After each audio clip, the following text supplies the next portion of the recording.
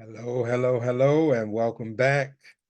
Let's keep going with this teaching on working on your discipleship, how to deal with trouble. Today, we're talking about your loved ones' bad habits. I write that as we continue our course on work on your discipleship, we've come to the module on how to deal with trouble. No matter how hard you try, you can expect some trouble in your life. Do you have scriptures and principles nearby? This module of teaching aims to equip you to handle some predictable troubles in your life. So when your loved one has bad habits or is negative, Romans 7:21 says, "So I find this law at work. Although I want to do good, evil is right there with me." Lord have mercy. Matthew 26:41 says, "Watch and pray so that you will not fall into temptation. The spirit is willing, but the flesh is weak." You and I are not the only ones who wrestle with Romans 7 and Matthew 26. The people whom we love have the same struggles.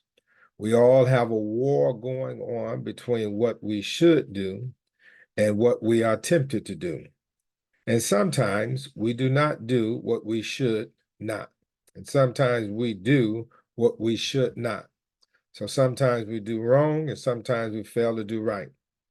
And sometimes our loved ones are negative for any number of reasons. Please consider the following. All right, so the point I'm making here is that you, me, and those we love all struggle to do right. And sometimes we win that struggle to do right, and sometimes we lose that struggle to do right. These are some things to keep in mind when our loved ones seem to be overcome by bad habits or just so negative in our lives. One, remember your role. 1 Corinthians 3, verse 6 through 9 says, I planted the seed, Apollos watered it, but God has been making it grow. So neither the one who plants nor the one who waters is anything, but only God who makes things grow. The one who plants and the one who waters have one purpose, and they will each be rewarded according to their own labor. For we are co-workers in God's service. You are God's field, God's building. Passages like 1 Corinthians 3 teach us that we can sow and or water, but God gives the increase. You can't change the other person.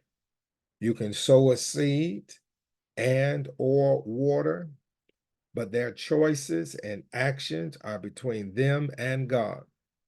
Some will change because they see the way, and some will change when the pain becomes bad enough. That's easy to say and write, a little bit more difficult to live by, isn't it? That it's hard to see our loved ones doing the wrong thing, but you can only do what you can do. And what we do is we sow seeds, we water seeds, and God gives the increase as the individual says yes to God's will. Number two, refer them to great resources. This teaching material has some helpful material about mindset and bad habits. You can help them find other resources.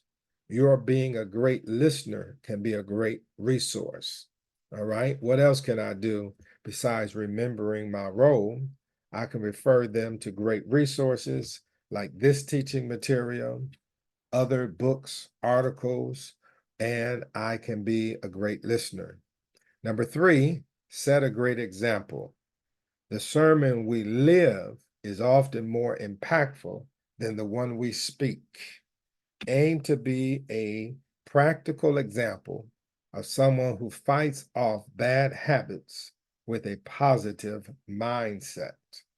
All right. So you can have all of the right words, but if you're living a terrible example, your example tends to have more sway than what you're saying.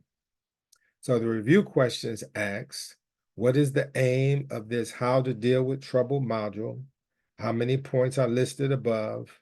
How many scriptures were listed above? And number two, which point or two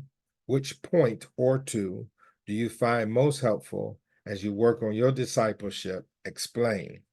All right. And so again, this module of teaching aims to equip you to handle some predictable troubles in your life. We have 1, 2, 3 scriptures that we've discussed.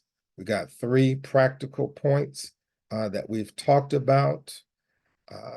And then this second question here, which point or two do you find most helpful as you work on your discipleship, is your area for reflection.